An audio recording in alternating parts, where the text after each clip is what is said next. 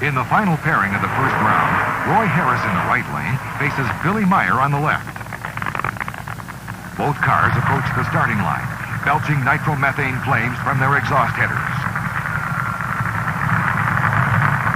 Meyer goes on to win with a fine 6.12-second elapsed time to post the best time of round one. We're in the pit with Billy Meyer, and he just established low elapsed time of the first round of racing. And Billy, it's been a rather hard weekend for you. You started off qualifying, and your first run was the best for several, and then finally you got it all together. What makes the difference between a first run and one like you just laid down? We broke a lot of parts in some of those other qualifying runs, and we were doing a little bit of testing. We didn't mean to test that long. And the last two runs we made, we were trying to run good, and we just broke both times. Well, you came into the program as an alternate. In fact, you were the number 9 qualifier and made it into the show by virtue of the fella in the number 8 spot breaking and letting you in, and then you laid down that fine 6.12. Is the car broken again? I notice a lot of work going on. What's happening right now? No, that's just our normal, between round maintenance. We looked at about 4 pistons, put it back together, and now we're ready to go. What do you think the car is capable of running here? As the atmosphere probably will be improving as it gets later in the night. Do you think you can run in the 6.0s? The 6.0s are no problem, but we're not going to try to just because of the weather and stuff. We're just going to try to stay consistent. Billy, our best wishes go with you, and we look forward to seeing you here in round number 2 in just a minute. Thanks, Dave. We're in the pits of the Showtime Corvette of Tom Hoover as the qualifying continues here under the lights for the big racing coming up tomorrow. But tonight it's funny car eliminations, your low qualifier at a 6.07. You didn't run quite that good in the first round. Did you expect to better your 6.07? What was your plan? The game plan was just kind of pull it back a little bit and not smoke the tires and win the first round and then get after it. Later on this afternoon it was hotter here. The track was balling up and the car was smoking the tires. I was scared of doing that, so I took some power out. Plus, the humidity tonight is pretty bad. We're going to hop it up now. I'll be back on. What kind of times do you anticipate under the lights tonight? Here, we'll let these two get out of the way. What do you think you can run if the track stays good as far as traction goes? I know everybody's hoping for a 5, but realistically, the smarter guys are going to look at what's out there and kind of pull it back and just run as hard as you can to win. I think right now, if I can run a 6.15 this next run, that's what I'm shooting at. We were in the pits of Billy Meyer a minute ago, and a lot of frantic action going on over there. He said he was doing some preventive maintenance on the motor, checking inside. Looks kind of vacant underneath the body of the Showtime Corvette. Well, we have got a terrific new combination here the last couple of weeks, and it's been running very well. Hopefully I won't have to do anything serious. I've known you, Tom, since you were back driving top fuel dragsters, and I've never seen you as loose and as confident as you are at this race. Maybe it's just 18 years, an old age setting in. I'm not that up, but I'm ready. Okay, Tom Hoover, the Showtime Corvette, the AMSOIL Special.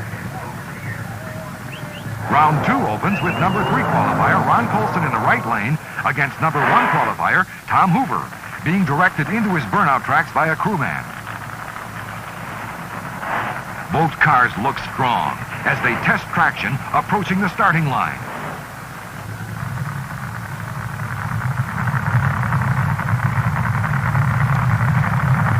Hoover encounters handling problems as Colson posts low elapsed time of eliminations at 6.10 seconds. Ron Colson, you had an easy pass as Tom Hoover got crossed up right off the starting line. That put you in the finals here at the Popular Hot Rodding Championship. Yeah, well, we expected it to be a tough one, so we made a good hard run. Like Roland said, we've been dialing the car in. It felt better that run. It came down through there without any serious tire shake, and I think we're ready to go in the final, and we're ready to win this one. Well, you've been working awful hard at it, and of course the car has been running exceptionally well. You had some problems at Englishtown with the Omni body that just literally disintegrated before your very eyes, and you've come right back with this Corvette. That was a rather harrowing experience, I'd imagine. Well, it's I don't know if you can tell, but a lot of the paint's gone off the front of the helmet. It was a harrowing experience. We brought this body out, repainted it from last year, put it in operation, ran 6.17 at this track a week later, so we mean to stay in competition like that. Well, you got work to do, so head back to the pits and get ready for the finals. Thanks, Dave. The second round wraps up with Billy Meyer in the right lane against Gary Bergen in the left. This race will determine who will face Ron Colson in the final. Something appears to be wrong as Billy Meyer remains down track, unable to back up. Bergen backs up in his tracks, but is directed to shut down by starting line officials. Crewmen come to aid the disabled race car as a frustrated Billy Meyer climbs out of the escape hatch, indicating that his car is unable to compete. After the track is cleared, Gary Bergen reheats his tires and goes on to earn a berth in the final with a fine 6.31 second, 238 mile per hour single. Now Dave McClelland is down track with semifinal winner Gary Bergen.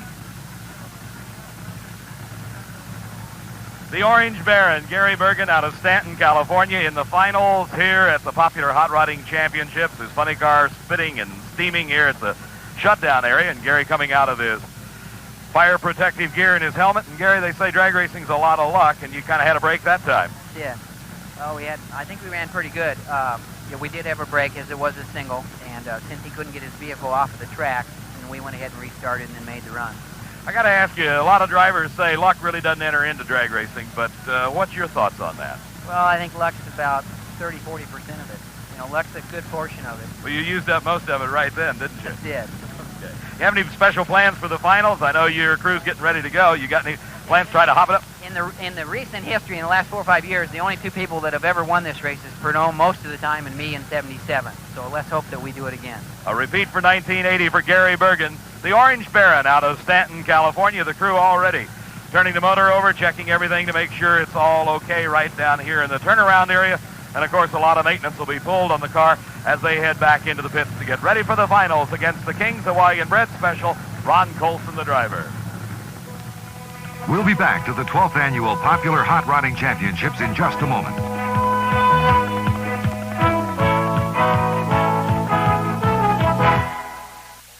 Does Quaker State really help cars last? Over 100,000 miles and still running fine on Quaker State. 8,000 miles already, but I'm taking good care of it. And a big part of that is using Quaker State motor oil. 180,000 miles between my Saab and my Fiat. More than 26 million cars, big and small, are running on Quaker State. It's America's #1 selling motor oil. Quaker State helps cars last. When you find something good, you should stick with it. We're clear down almost over 3/4 of a mile away from the starting line, and all we know is that you were pulled through the track with your push truck. What's the problem? We broke a reverser on the burnout. Couldn't back up. Same thing we did at Columbus.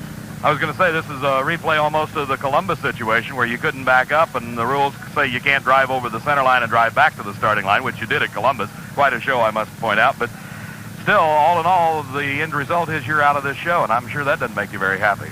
No, it doesn't. It doesn't help our chances at all on the World Championship chase. So. You were working in the #2 spot right now on the World Championship Series, and I don't know, you've got the option of waiving the points. Are you going to take them here or waive them? You've still got a little while to think about it. There's not too many points races left. There's only 2 more points races left here in Medford, Oregon, I believe. Yeah. Right. And I have to be in Carolina the week after Medford, Oregon, so I probably will just go ahead and take these.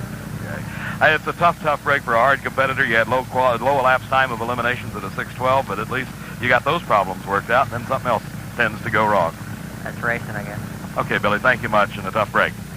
Billy Meyer, he had the low elapsed time of eliminations at a 6:12 in the Hawaiian Tropic Special, and a tough break as the reverser goes out on the run. He pulls it through with the push truck, but obviously a very disappointed and unhappy young man. Billy Meyer of Waco, Texas. While Bergen and Colson prepare for the funny car final, the awesome aircraft engine jet dragsters get ready for an exhibition run. 50-foot trails of flame shoot from the afterburners as they're heated in preparation for one of the most spectacular sights in night racing. Tension builds as Tommy Ivo in the left lane and Mike Evans on the right edge toward the starting line.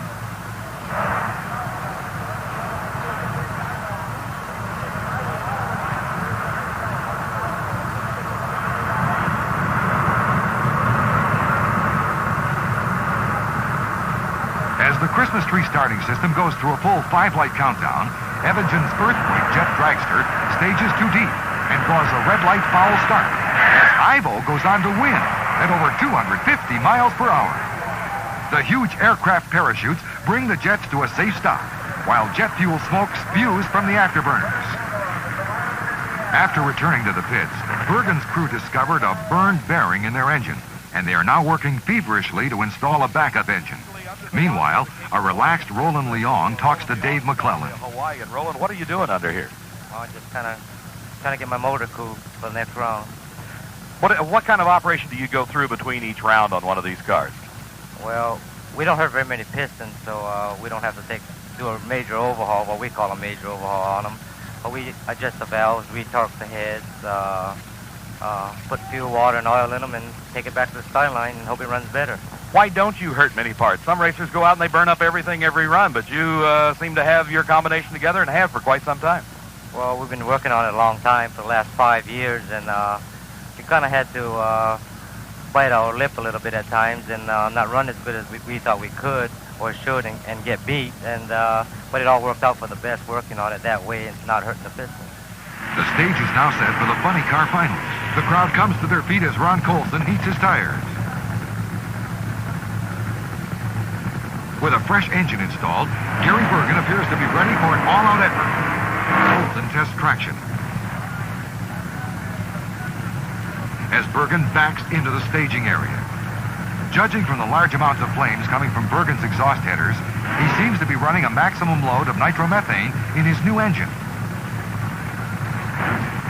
The tension becomes almost unbearable as crew chiefs Jim Duffy and Roland Leong position their drivers on the starting line. The cars inch into the electronic starting beams with Bergen's header flames growing even longer.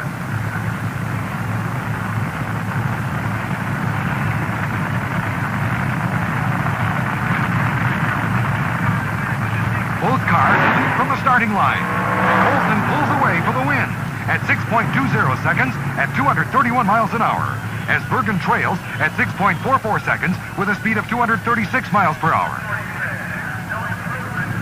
Let's go down track as Dave McClellan interviews the winner, Ron Colson.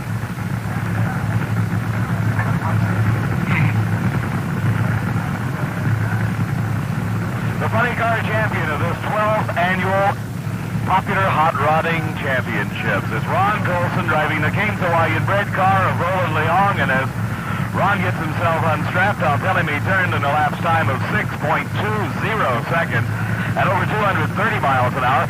And there was a bit of a psychological question as to which lane was the right one or the wrong one, but the car owner, Roland Leong, picked the right one for you, and it apparently worked out. Well, it was a little touchy. When he told me go out there and just skirt it in the left and don't get out of the groove, and that gave me about a foot to spare on either side. We did drop a tire into it just a little bit, got a little loose through the mid-range while we dropped off from a 610 to a 620, but basically it was a nice straight run. The car performed like it was supposed to, and we got the money. I guarantee you, Ron, you'd be happy if you ran a 22nd elapsed time as long as you got to the finish line first. With a payday like that, I'll take it. Ron, it's been quite a good meet for you, your consistent performance, and as we had talked with Roland earlier as he was working on the car, he said he spends a lot of time developing consistency and dependability in this, and it seems to have paid off.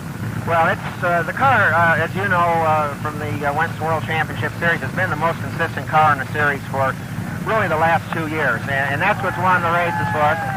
Crew seems a little happy. I guess we'll go back to the pits and celebrate. I noticed that the crew seems to get larger as each round of racing goes by, and it is just like it is in every final at a championship event. They're everywhere. So go receive the accolades of the crew and a great driving job for the King's Hawaiian bred car of Roland Leong, the Hawaiian himself. And Roland, come on in, and your car owner is quite happy, and so's Ron Colson. What did you say to him? Good job. We'll be back to the 12th annual Popular Hot Rodding Championships in just a moment.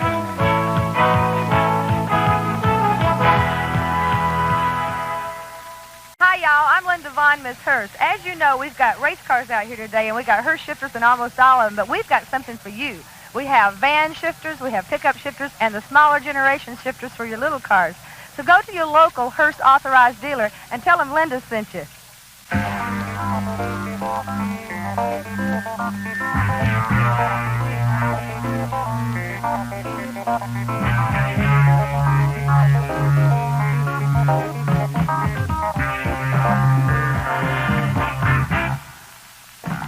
One of the things that makes drag racing unique is the fact that it's an all-out sport.